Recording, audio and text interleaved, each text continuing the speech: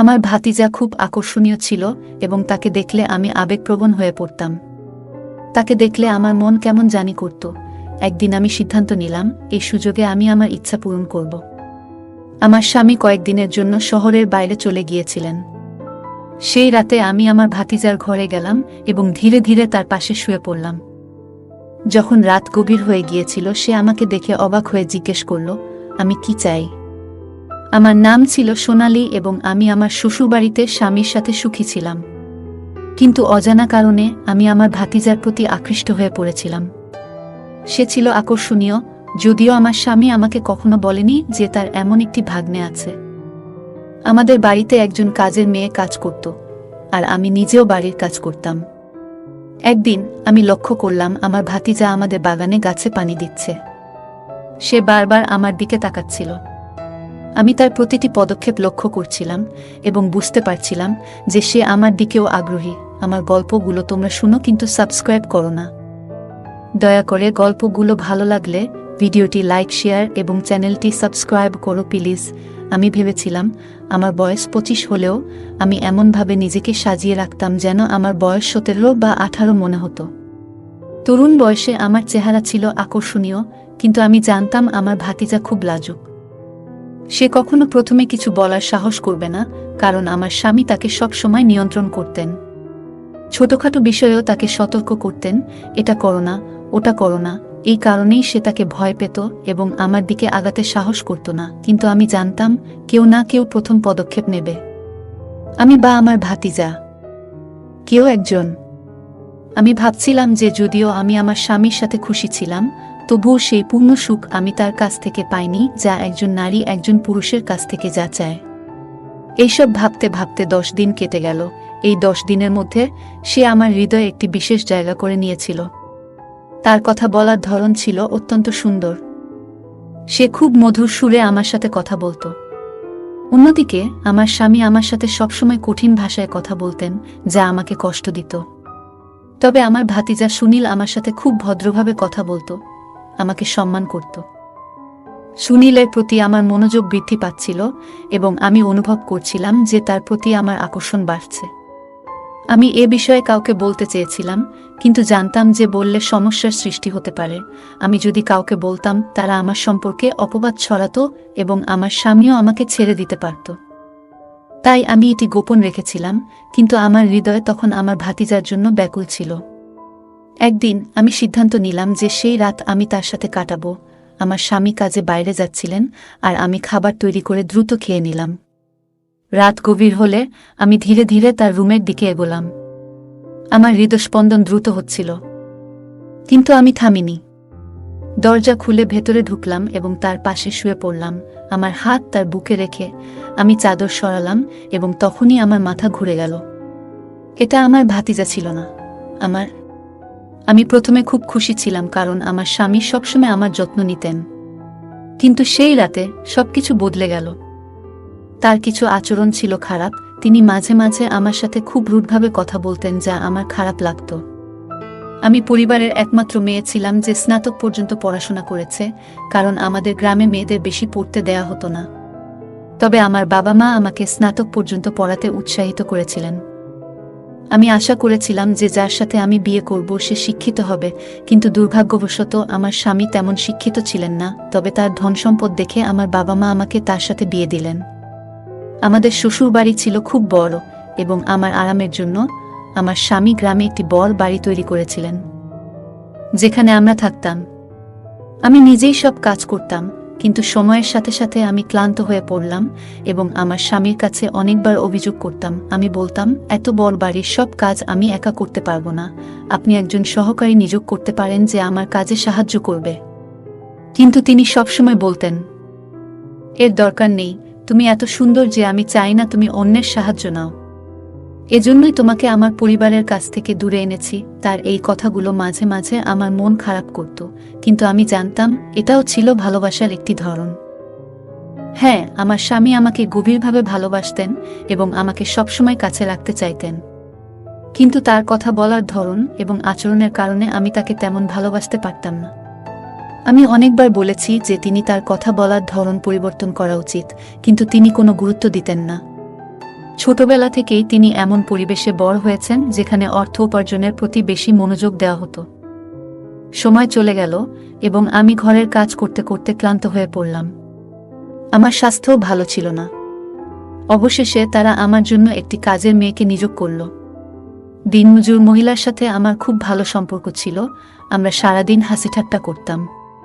তিনি আমার স্বামী আসার আগে তার বাড়িতে চলে যেতেন। তবে একদিন আমার স্বামী একটি অদ্ভুত কাজ করলেন যা দেখে আমি হতবাক হয়ে গেলাম। আমাদের বাড়িতে একটি 18 বছরের ছেলেকে নিয়োগ করা হলো, যে বাগানে পানি দিত, ঘর ঝাড়ু দিত এবং বাইরে থেকে জিনিস আনত। আমি অবাক হয়ে গেলাম, কারণ আমার স্বামী সাধারণত কাউকে বাড়িতে রাখতেন না। আমি জানতে চাইলাম কেন এই ছেলে এখানে আছে। কিন্তু আমার স্বামী বললেন, তুমি ক্লান্ত হয়ে পড়ছ, তাই আমি চাই এই ছেলে তোমাকে সাহায্য করুক। আমি অবাক হলাম যখন শুনলাম সেই ছেলেটি আমার স্বামীকে মামাজি বলে ডাকছে। তখন আমি বুঝতে পারলাম তিনি আমার স্বামীর ভাইপো। আমার স্বামী তাকে বাড়ির কাজে নিয়োগ দিয়েছেন। এই পরিস্থিতি দেখে আমি ভাবলাম, আমার স্বামী হয়তো আমার প্রতি সন্দেহ করছেন এবং আমার চরিত্র পরীক্ষা করতে চান। এটি ছিল তার এক বন্ধুর পরিকল্পনা, যিনি তার মতোই অশিক্ষিত ছিলেন। এই চিন্তা আমাকে দুশ্চিন্তায় ফেলে দিল, কিন্তু আমি জানতাম আমাকে বুঝদার হতে হবে। ভয়ে আমার মনটা এক মুহূর্তের জন্য থেমে গিয়েছিল। ভাবলাম এই সন্দেহ আমাদের সংসার ধ্বংস করবে। তবে আমার স্বামীর আচরণ আমাকে বলেছিল যে এটি সেরকম নয়, তিনি কেবল সাহায্য করতে চেয়েছিলেন। 4 দিন ধরে সেই ছেলেটি আমাদের বাড়িতে কাজ করছিল, কিন্তু আমি এখনো তার সাথে দেখা করিনি। 4 দিন পর যখন তাকে দেখলাম, আমি অবাক হয়ে গেলাম। সে খুব সুদর্শন ছিল। এমন সুদর্শন ছেলে আমি আগে দেখিনি। আমি যেন এক মুহূর্তের জন্য মুগ্ধ হয়ে গেলাম, কিন্তু আমার স্বামী আমার কাঁধে হাত রেখে আমাকে বাস্তবে ফিরিয়ে আনলেন। তিনি জিজ্ঞেস করলেন, সব ঠিক আছে তো? তারপর তিনি বললেন, এখন তোমার পরিচয় করিয়ে দিই। এই ছেলেটি আমার বন্ধুর ছেলে, সে খুব গরিব। আমার বন্ধু অনুরোধ করেছিল যাতে আমি তাকে এখানে এনে কাজ দিই। আমি তার দিকে তাকিয়ে থাকলাম, তার চেহারা খুব সুন্দর ছিল। আমার স্বামী সবকিছু বুঝতে পেরেছিলেন, তাই তিনি আমাকে সেখান থেকে নিয়ে ভিতরে চলে গেলেন। হাঁটতে হাঁটতে আমি একবার বা দুবার ফিরে তাকালাম। এরপর আমি সেই ছেলেটির সাথে কথা বলতে শুরু করলাম। সে খুব ভালো কাজ করত এবং তার কথা বলার ধরনও সুন্দর ছিল। ঘটনাটি বেশ অদ্ভুত ছিল এবং সেই ছেলেটির প্রতি আমার স্বামী বিরক্ত ছিলেন, কারণ সে তার এক বিশেষ বন্ধুর ভাতিজা ছিল। প্রতি সপ্তাহে আমার স্বামীকে শহরে যেতে হতো এবং এইবারও সে শহরে চলে গেল। সেদিন আমি সিদ্ধান্ত নিলাম যে আজ আমি আমার ইচ্ছা পূরণ করব এবং রাতটি সুনীল এর সাথে কাটাবো। আমি পুরো দিন সেই মুহূর্তের জন্য অপেক্ষা করছিলাম এবং রাতে ধীরে ধীরে সুনীল এর ঘরে ঢুকে তার বিছানায় শুয়ে পড়লাম। আমি তার শরীরে হাত রাখলাম। সুনীল ঘাবড়ে গিয়ে বলল, তুমি এখানে কেন? তারপর আমি তাকে আমার ভালোবাসার কথা জানালাম। আমরা সেই রাতে একসাথে অনেক সময় কাটালাম এবং মনে হলো সত্যিকারের সুখ পেলাম। অবশেষে আমি আমার রুমে ফিরে গিয়ে ক্লান্তিতে ঘুমিয়ে পড়লাম এবং সেই রাতে খুব ভালো ঘুম হলো। সকালে যখন আমার ঘুম ভাঙল, তখন আমি বেশ ভালো অনুভব করছিলাম, কিন্তু সুনীল এর মুখ দেখে মনে হলো সে খুবই অনুতপ্ত। আমার আবার ইচ্ছা হলো তার সাথে সময় কাটানোর, কিন্তু আমার স্বামী বাসায় না থাকায় সুযোগ হলো না। তবে আমি সুনীল এর রুমে গিয়ে ধীরে ধীরে তার পাশে শুয়ে পড়লাম এবং তার গায়ে হাত রাখলাম। সে সঙ্গে সঙ্গে কথা বলতে শুরু করল। আমি চাদর সরাতেই চমকে উঠলাম, কারণ সেখানে আমার 18 বছরের ভাতিজা নয়, আমার নিজের স্বামী শুয়েছিল। আমার চোখ বিস্ময়ে বড় হয়ে গেল এবং আমি ভয়ে কেঁপে উঠলাম। স্বামী রেগে গিয়ে আমার মুখে চড় মেরে বলল, তুমি কি ভেবেছিলে তুমি এটা করতে পারবে আর আমি জানব না? সুনীল আমাকে সব বলেছে গত রাতে। তিনি আরও বললেন, আমি অনেক দিন ধরে তোমার চালচলন লক্ষ্য করছিলাম। তোমার সব পরিকল্পনা আমি জানতাম। তুমি আমাকে ঠকাতে চেয়েছ। আমি এই কথা শুনে ভীষণ কষ্ট পেলাম এবং ভয়ে মরে যেতে চাইলাম, কিন্তু এটাকে স্বপ্ন মনে করে উপেক্ষা করেছিলাম। কিন্তু এখন বাস্তবতাটা আমার সামনে দাঁড়িয়েছিল। স্বামীর রাগ এবং দুঃখ তার মুখে স্পষ্ট ছিল এবং তার চোখে হতাশা এবং ক্ষোভ দেখতে পাচ্ছিলাম। তার সেই দৃষ্টিতে আমি কাঁপতে লাগলাম, মাথা ফেটে যাচ্ছিল, শ্বাস নিতে পারছিলাম না।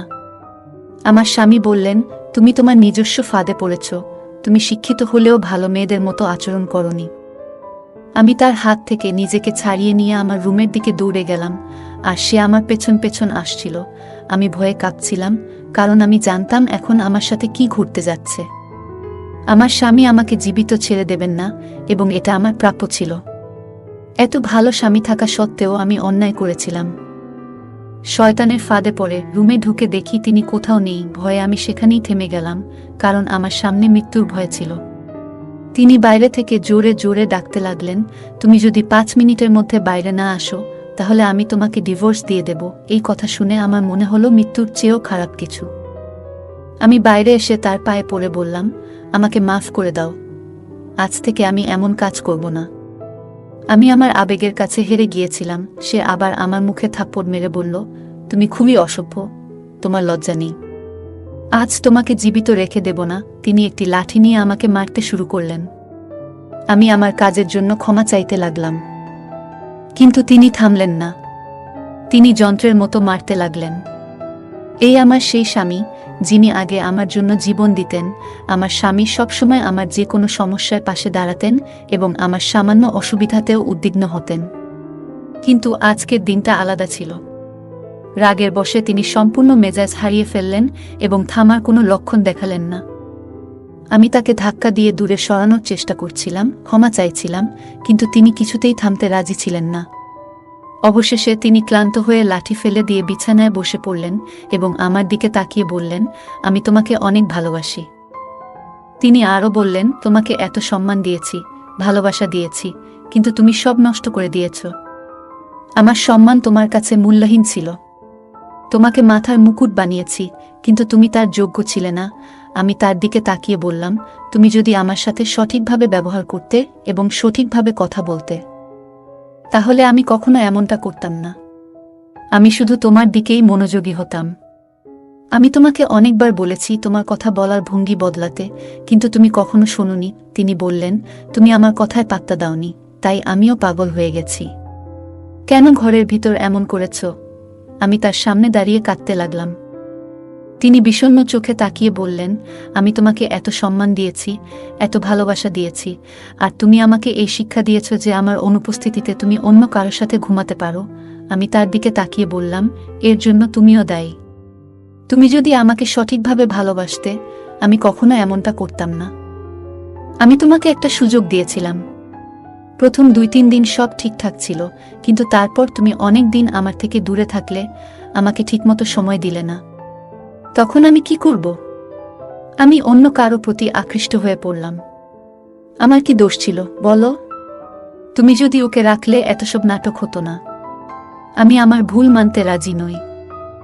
সে তখন একই কথা বলতে লাগল যে সে আমাকে পরীক্ষা করছে। দেখো, আজ আমার সন্দেহ বিশ্বাসে পরিবর্তিত হয়েছে এবং আমি খুব দুঃখিত যে তোমার মতো একটি মেয়ে আমার স্ত্রী।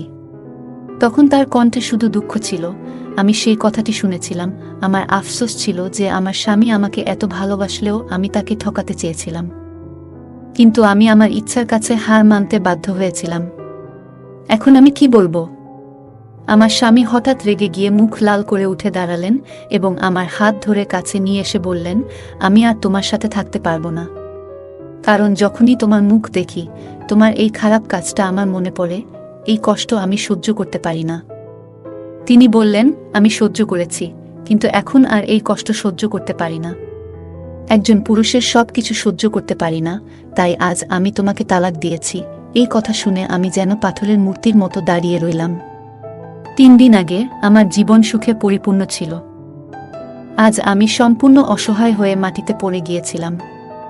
আমার স্বামী আমাকে এমন জোরে ধাক্কা দিয়ে মাটিতে ফেলে দিয়েছিল যেভাবে আমি প্রতিদিন নিজেকে তুলে দাঁড়াতাম। যদিও এটি আমার জন্য একেবারেই ঠিক ছিল না, কারণ আমি অন্য কারো প্রতি আকৃষ্ট হয়ে পড়েছিলাম। আমার স্বামীর অনুপস্থিতিতে আমি এসব করছিলাম। কিন্তু এখন আমার কান্নার কারণ হয়ে দাঁড়িয়েছে আমার চরিত্রের দাগ। আমি উঠে আমার জিনিসপত্র গুছিয়ে মায়ের বাড়িতে চলে এলাম, কিন্তু সেখানেও শান্তি পাইনি। আমার স্বামী আমার পরিবারের সবাইকে সব জানিয়ে দিয়েছিল, যার ফলে আমার মা, ভাই এবং ফুফু সবাই আমার সাথে খারাপ ব্যবহার করতে শুরু করল। একসময় আমি আমার স্বামীর ঘরের রানী ছিলাম, কিন্তু আজ আমার একটি ভুল আমার জীবনকে নষ্ট করে দিয়েছে। যারা আমাকে একসময় সম্মানের চোখে দেখত, তারা এখন ঘৃণার চোখে দেখে। আমি এতটাই লজ্জিত যে নিজের নামও মনে করতে পারছি না। মনে হচ্ছিল এখন আমার বেঁচে থাকার কোনো অধিকার নেই। বারবার সেই ছেলেটির কথা ভাবতে লাগলাম, যে আমাদের বাড়িতে না এলে হয়তো এই ভুলটা কখনোই ঘটত না।